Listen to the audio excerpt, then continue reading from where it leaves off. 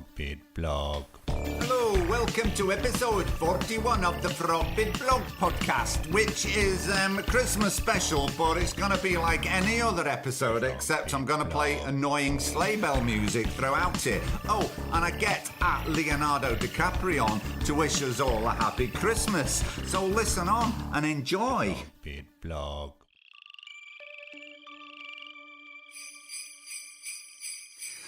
Well, hello everybody.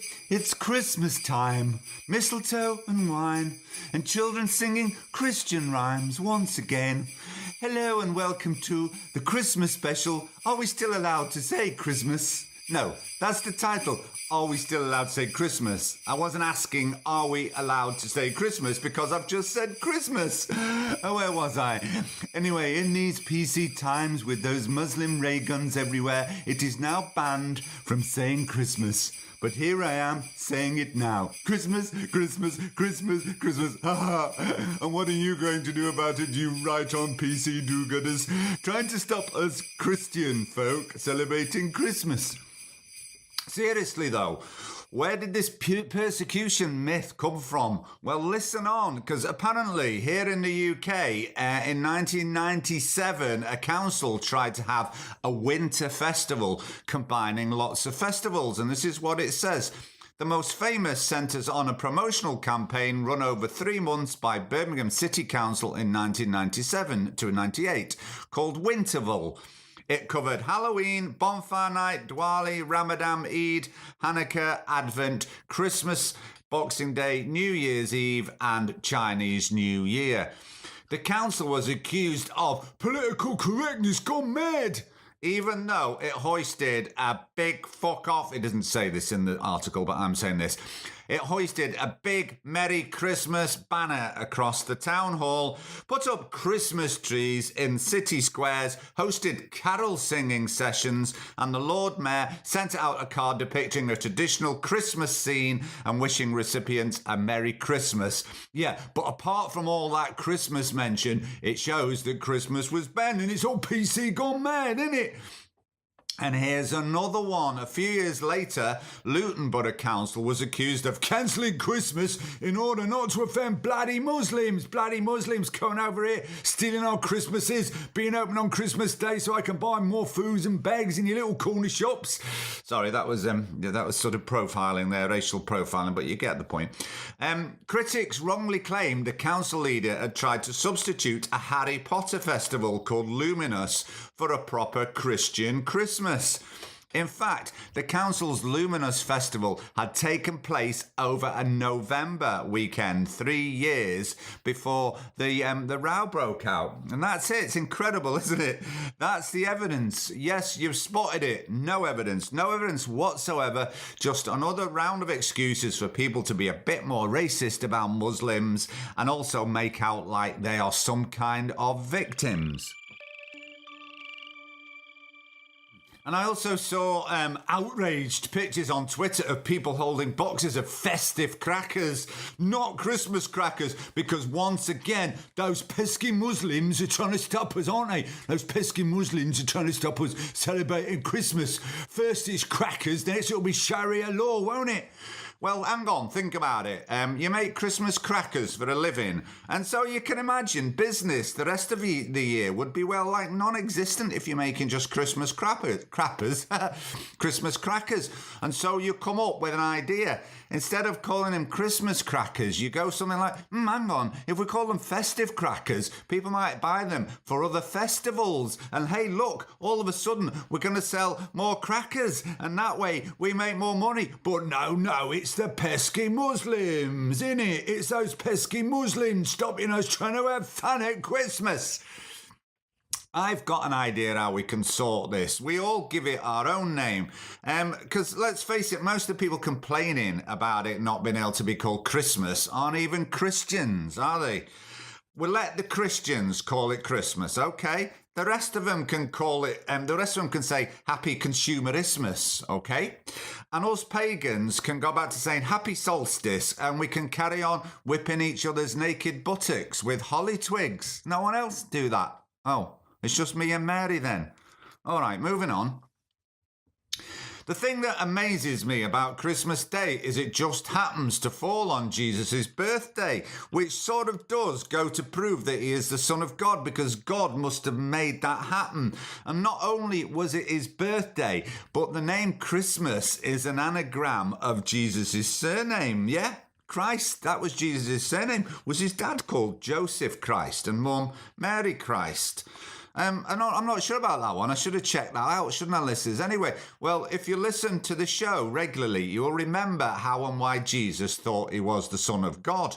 Because I managed to get a recording of the three wise men visiting Jesus on Christmas Day. And for those of you who didn't know, the ancient gift of myrrh and frankincense, when mixed together, was hallucinogenic when used in a confined space. So listen on, and this is the real Christmas story.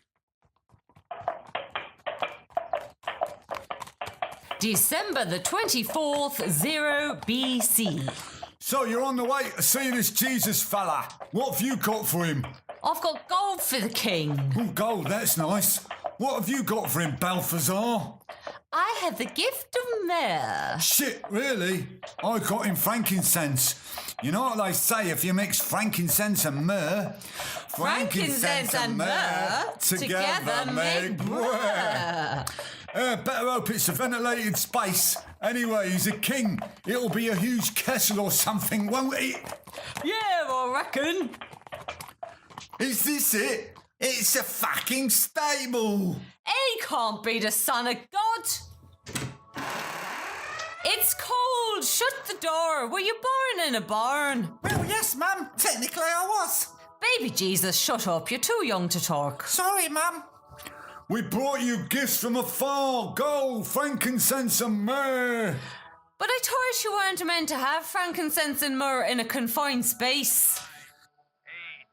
8, 7, 6, 5, 4, 3, 2, 1. Mother, I feel fucking great. I truly am the Son of God.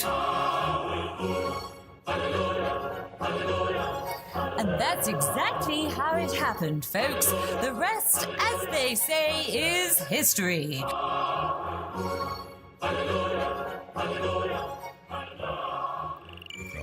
Frogbitblog.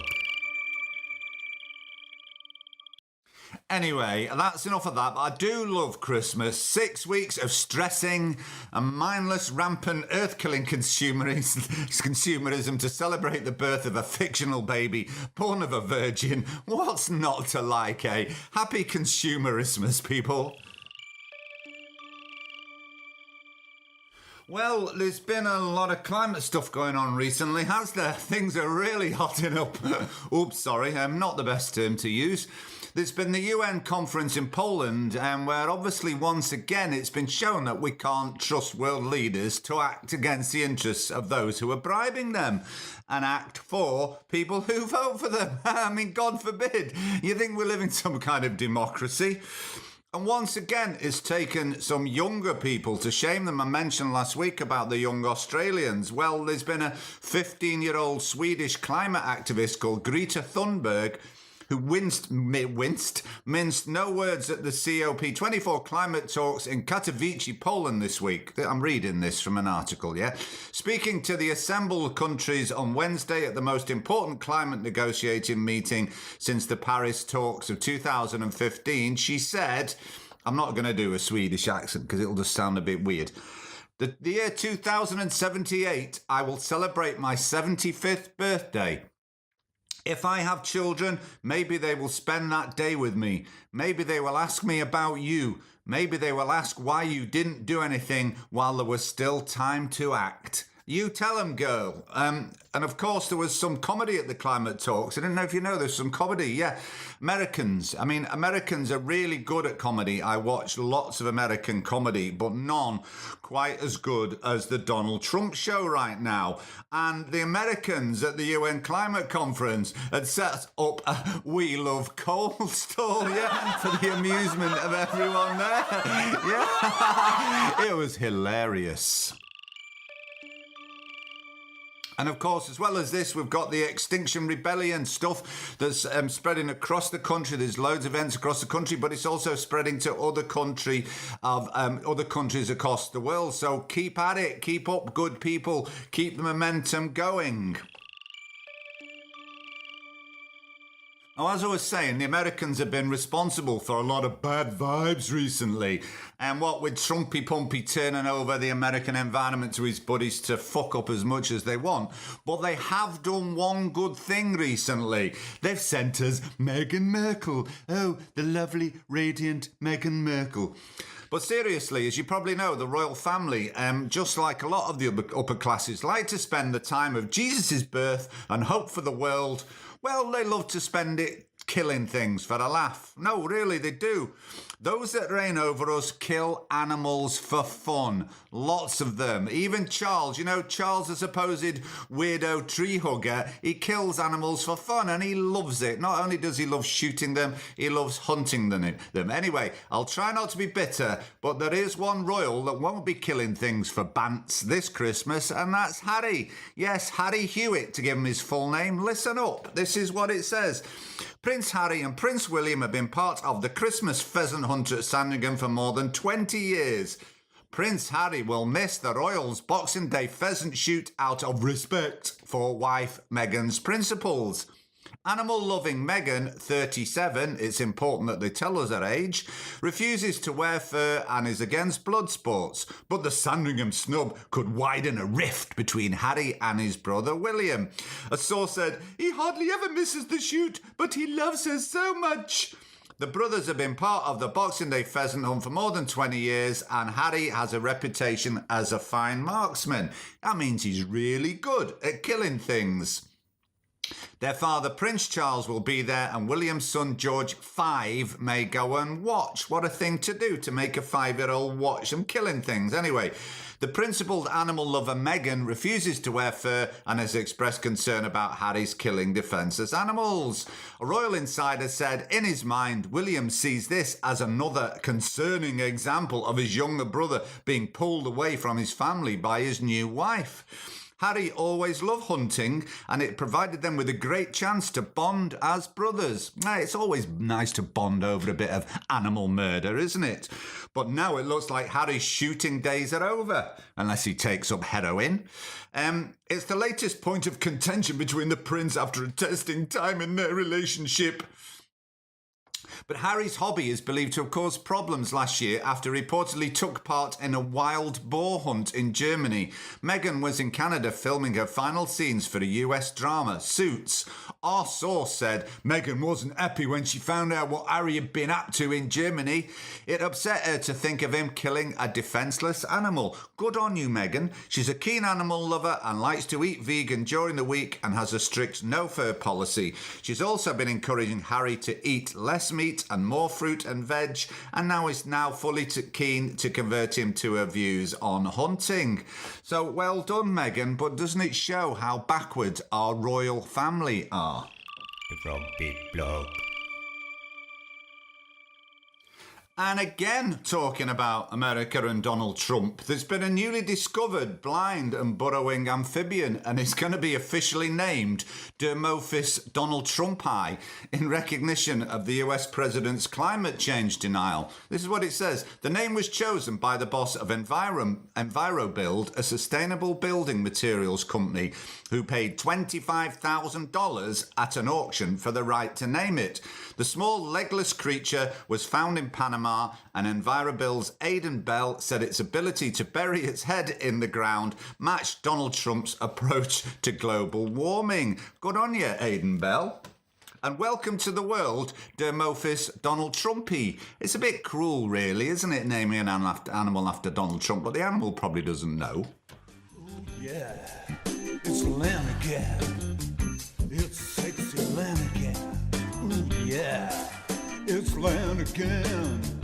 Oh yeah, it's Len again. Len. So it's coming up for Christmas, and Sexy Len is back again. Hi Len, how are you doing? Is this when I get a jingle, and also there's going to be a Christmas jingle? I'll have to do a Christmas one, won't I? Last year I did all these Christmas carols, but I can't do that again this year. I'm going to have to do some sort of Christmassy jingle. So, as not materialist, what is it that we call you? Minimalist. Oh, back to minimalist? Minimalist, Wow. yeah, because you've got kids. You've got kids and minimalism and Christmas. How's that going to work? Well, not too bad, actually. We tend to, we don't, a lot of extreme minimalists rather, tend to actually stop their relations from buying gifts for the kids and things like that, and that's very extreme in my opinion. It's often saying that would rather have the gift of experiences or even spending time or eating out together and all that kind of thing. Kids need a bit of something to play with. I'm not going to stop people from buying them. So basically, you're not buying them anything. You're going to let everyone else. Well, now you mentioned that. No, I think it does tend to get a bit extreme. I tend to be sickened is the wrong word. Sort of put off when I see those enormous mounds of presents for kids, and it's a bit overwhelming from I've seen it in my own kids. When too much is there, they're overstimulated, and by the end of the day, they're just exhausted and I don't know what to look at anymore. So I tend to hold back a little bit, and what I would say is I'm very, very thoughtful about what I'm trying to buy, and I put a lot of thought and a lot of research into it. What's going to last? What's ethical? That kind of thing. Are they aware of that then? I mean, because how old are they? 4 and 2. So my 4-year-old's sort of getting a feeling for it a little bit. It's sort of with regard, obviously, sharing with her own sister, things moving on from her and actually getting passed down. Have you had the talk where you say, look, we don't buy loads of shit like the other kids, or is it not that? Well, you know what? Actually, it's a knock-on effect. I don't feel I've really had to have that conversation, because it's often this might come across as people being strict and things like that, but it's very natural to us really that they're not really bombarded by any form of advertisement whatsoever. Right. So because the consumer media that we put in front of them, and they watch lots of films, loads of Christmas films, loads of Disney stuff, and there's a lot of really good content in there, but there's no adverts in there. They don't actually get exposed to adverts on apps or YouTube or TV or anything like that,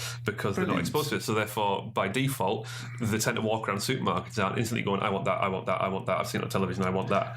Do you think it makes a difference then? Well, you wouldn't have anything to compare it to, but yes. Very strongly believe it. And I've come from a family with very little kids, so it's quite hard for me to reflect on it. Little kids, right. Very few kids, I'll rephrase that. Yeah. So it's quite hard for me to reflect on it. But I think it does have a massive effect on when you expose kids to loads of advertising, and that's when in extreme cases there's going to be things like unboxing videos and things like that on YouTube for kids. Unboxing videos? Yeah, this is what's that? Well, it's actually started off as a bit of an for adults. It seemed like a new iPad came out, a new phone came out. Right. It tends to be a top-down video of you just see a pair of hands unboxing that device, so you see what's inside the box. Kids have then moved on to that, and people have monetized this of saying, here's me unboxing a Kinder Egg or a Bratz doll. And people watch this? Yeah, like a lot. Well, there's a kid the other day I read, I don't know much about it, but 7-year-old kids, made 51 million quid or dollars. Yeah. Have you watched? Read about this kid. I haven't seen a minute of it, no, but I mean, he tends to, the kid does a lot of unboxing videos and quite a lot of comedy videos. He's got quite a lot of personality, I think. Has he got pushy parents that have set this all up, or is it happened by accident? Who knows? I mean, you think he might have just been experimenting with a camera that he got maybe or something like that, but I can't imagine this much in the schoolyard from 5-year-old talking about making YouTube videos. I think that's more I would hope that would be when it starts to get in double-digit kind of age. I know, that's a lot of money, isn't it? It's a lot of money. There's a lot of money in YouTube. I wonder if he'll retire. I wonder if he's retired already. By 50. You wouldn't. Well, he's 7, and he never has to work again. Depends how much the parents are taking it. Oh yeah, I would. Yeah, I would, wouldn't you? I'd be demanding 95% as a parent. Well, talking of kids, a bit older kids, you sent an article about teenagers and marijuana. Yeah, it's interesting, this, isn't it? I mean, it's a lot of research has come out of America this time rather than sort of the Europe side of things, but obviously it's quite a lot of correlation there. It's on about teens using a lot more weed rather than alcohol and tobacco. Sort of more accurately, that would be that they're probably having about the same amount of weed, but less of the alcohol and tobacco, I guess, is a way of doing it. So it's a slightly misleading title on the article there. And how do you think of that as a parent? Because it's a weird one, isn't it? It's very strange. Are you gonna verse your kids when they get to that age? Massive on education. That's what it's all about, isn't it? Because we're not very good in this country at that. I remember when the Labour government in the 90s sort of downgraded cannabis to grade 3. I think it was grade 1 or something, or level 1. And everyone was going around going, oh, it's legal now, it's legal.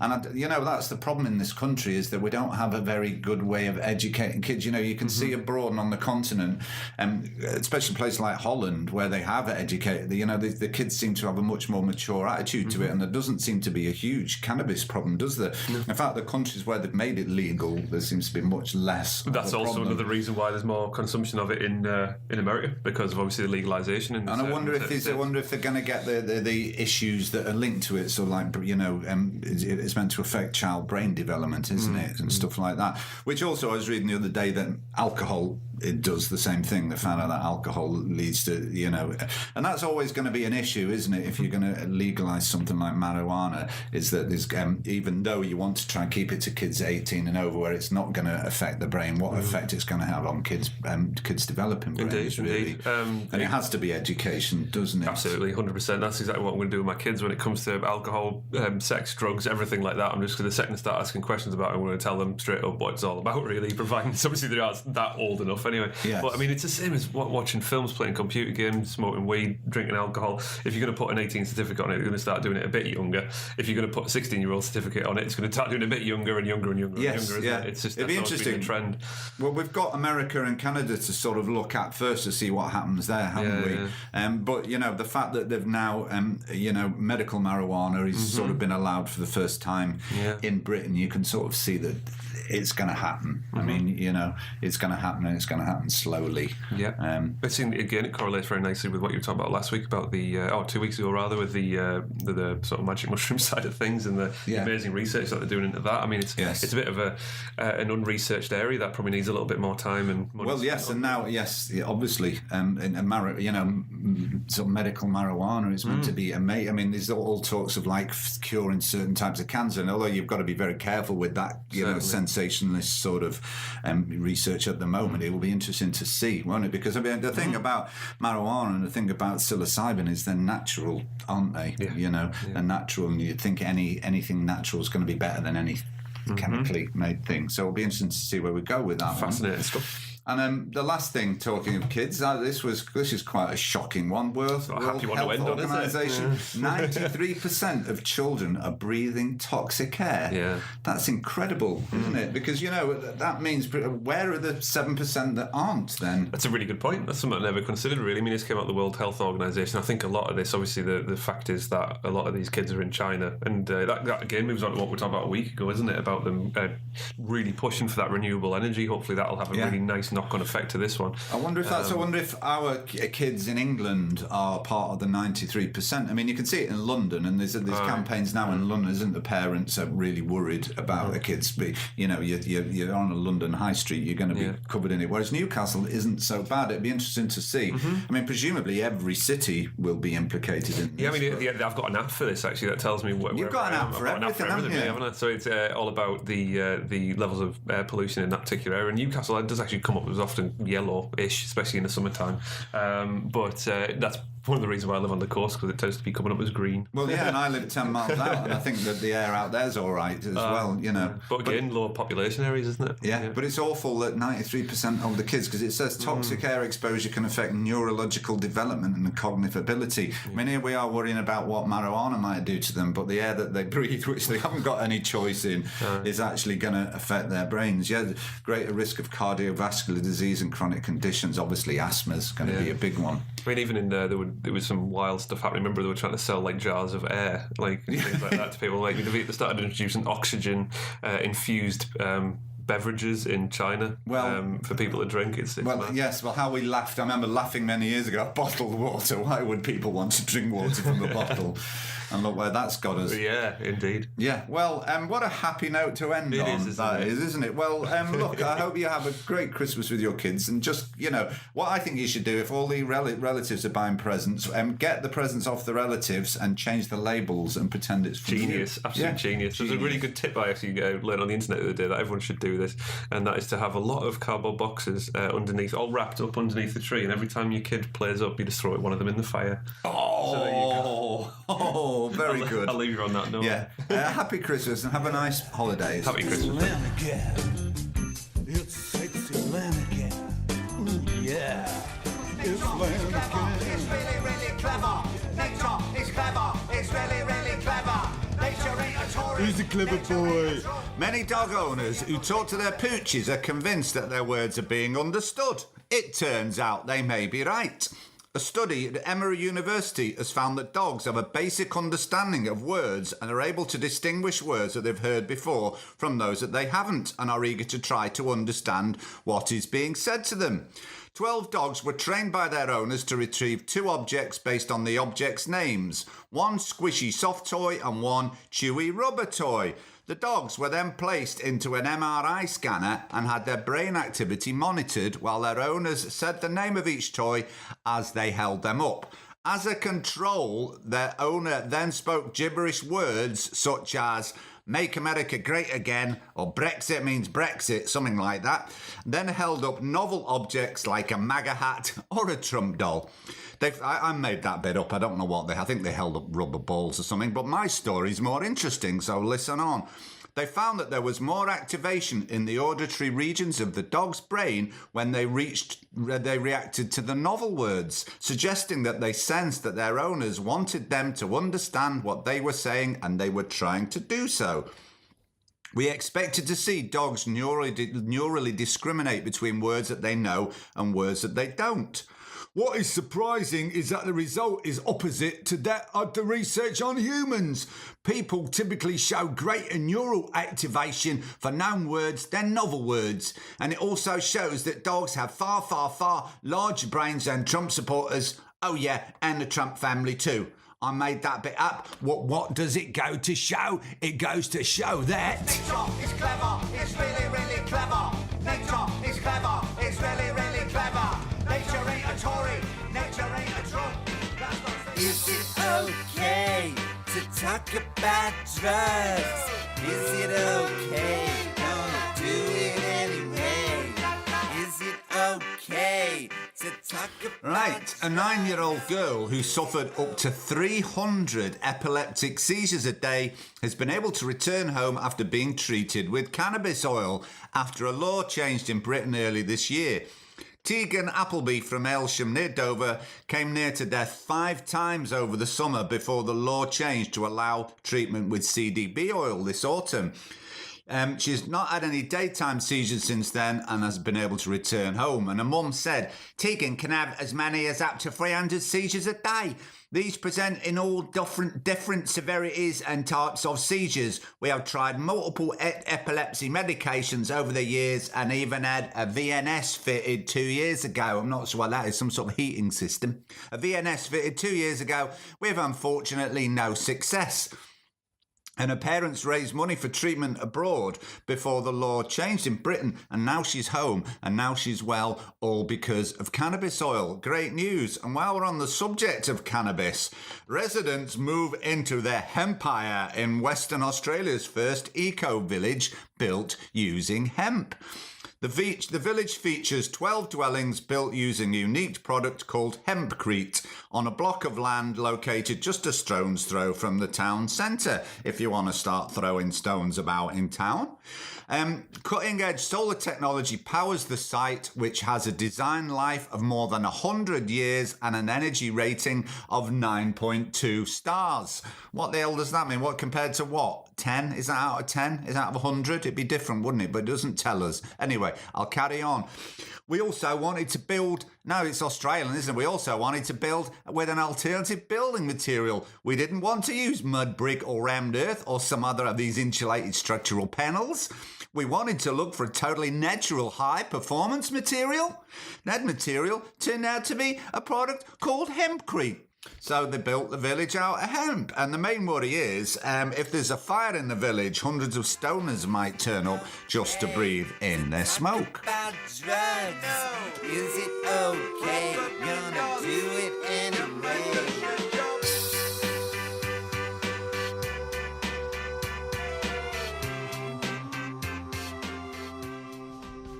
Rich people doing good eco things. Rich people doing good eco things. Rich people doing good eco things. Right, I've had this fella on a few times as he's always doing good eco things. In fact, I've spoke to him once or twice. Well, I think it was him. The bloke in the pub who gave me his number for 30 quid swore it was definitely him. Well, he's been at it again. Yes, Leonardo DiCaprio has been saving the world again, so listen up. Established in 1998, the Leonardo DiCaprio Foundation aims to protect the world's last wild places and saving vulnerable wildlife from extinction. The actor was only 24 years old back then, and now, 20 whole years later, which means he's 44, his dream of making the world a better place is slowly taking shape. Apart from having donated millions to charity already, DiCaprio has also bought Blackador Cay Island off the coast of Belize only to preserve its mangroves from deforestation. Good fella.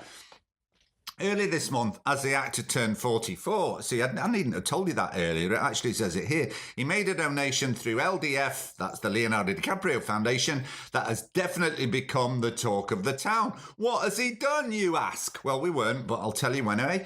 Well, in an effort to combat the very real problem of climate change, he has donated a whopping $100 million to organisations who are working, in inverted commas, on the front lines in every corner of the globe, working to protect the Earth and all of its inhabitants from climate change and the array of environmental crises it has created. Though the actor has received his fair share of criticism for living his life king-size, zooming around in private jets and supercars, it's also well known that DiCaprio does quite a bit on his part to make amends. In fact, not only does he live in a fully solar-powered house, but he is also reported to be vegan, who is against fossil fuel and meat industries. Well, bloody hell, if you remember the last time I spoke to him, he was speaking in an Irish accent, because remember, he played Jack, the Irish lad, in Titanic, and he got off with Kate Winslet, and he's been talking Irish ever since to try and win her back. Anyway, he did say I could ring him anyway, anytime I wanted to. No, he definitely remember him saying, give us a call. And I thought, while it's Christmas, he won't be busy, will he, while it's Christmas? He won't mind me hassling him. So let's try ringing him, shall we? Oh, here goes. Oh, it's ringing. Hello there, it's Leo DiCaprio, Defender of the Earth here. A merry non-consumerist winter festival to you. Leo, it's me, Frogbit. Merry Christmas, mate. You know, you are allowed to say Christmas if you want. You're feckin' kidding me. I was told I might offend the little people, you know. The little people, what? Elves and that? No, you sacky fecker. Anyway, you know, I get lots of these eco-tree hugger weirdos listening to the show. Well, I thought you might have a Christmas message for them. Yes, all right. Merry Christmas, listeners. So, what have you been up to, Leo? Have you got any new films in the offing? Funnily enough, I've been writing one myself to try and get Kate Singlet back. Oh, right. What's that about? I'm gonna call it Titanic 2, the sequel. Sequel? The first one had quite a definite ending, didn't it? Well, yes, but I was watching Dallas the other week, remember Dallas? And the way they got round JR dying was pretending the whole thing had been a dream, so that's what I'm going to do. What, shoot JR? You're one sarky fecker, aren't you? No, I wake up in bed next to Kate Singlet, and we were there in one of them posh cabins on the Titanic. We'd copped off, and all the sinking and icebergs and all that stuff was just a dream. In fact, it has a deep eco message, because the iceberg is melted because of global warming, so we don't sink. You know, I'm trying to put a positive spin on the global warming malarkey. Alright, so what else happens? Well, nothing really. We just sail to America and I get to snog Kate Singlet for 2 weeks. Feckin' brilliant, don't you think? Sounds great. Are you putting the money up yourself? Well, there's the problem, you see. I've given all me money to saving the feckin' world, haven't I? And I'm feckin' skint now. You couldn't lend us a tenner, could you? Afraid not. Oh, go on, please. Look, I'm gonna go now because you're sounding a bit desperate and no one likes a desperate has-been. Well, your feckin' show seems to do okay, doesn't it? Oi, less of that, you cheeky scamp. Okay, happy Christmas to you and all your listeners. Bye now. Bye, Leo. What a strange fellow that Leonardo DiCaprio, isn't he? But his heart's in the right place, that's the main thing. Well, it's time for another look inside The deepest secrets of our souls. I was watching a TED Talk the other day about reality. Do we see reality with our eyes? So, for example, if I look out my window and see a flower, is the flower actually what I'm looking at, or do I just see a representation of it that's created by my brain? Interesting. Well, this fella did some calculations as there are various equations that you can apply to evolution, okay? He wanted to see if there was an evolutionary advantage to see things as they actually are, because if there was, we would have evolved to see things as they are. Yeah? Are you with me so far? And he ran thousands and thousands of computer simulations, and it just turns out that every one he ran showed that this wasn't true. So basically, there was no advantage for us to see actual reality. In fact, it was a disadvantage, yeah?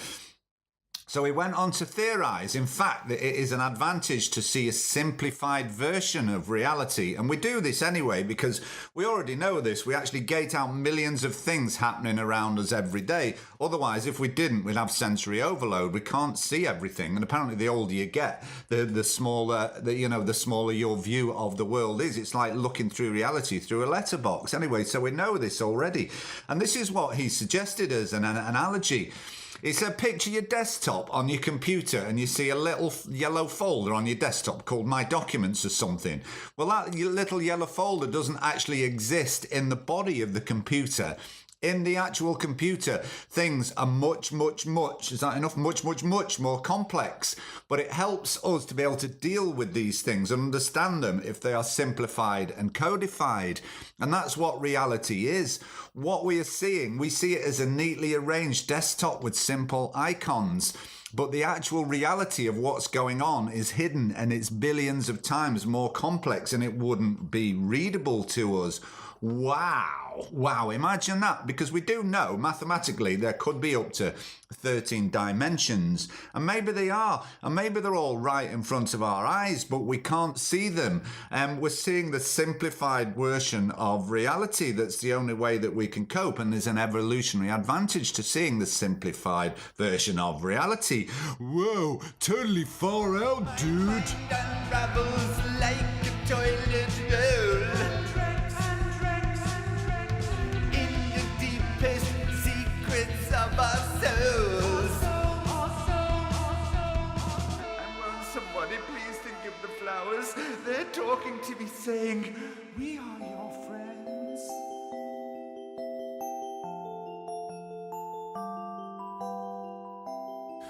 Right, well that's it for today, and that's it for this year.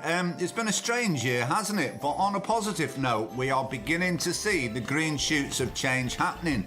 The Extinction Rebellion here in the UK that is spreading to other countries. There's children protesting in ever-increasing numbers to try and secure their own futures. There's the progressives in America talking about the Green New Deal to help with climate change and jobs. So there is change coming.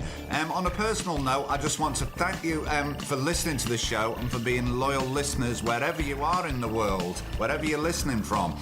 I look forward to speaking with you again in the new year. So keep positive, keep being the change you want to see, and let's make good things happen, eh? Bye! The frogbitblog.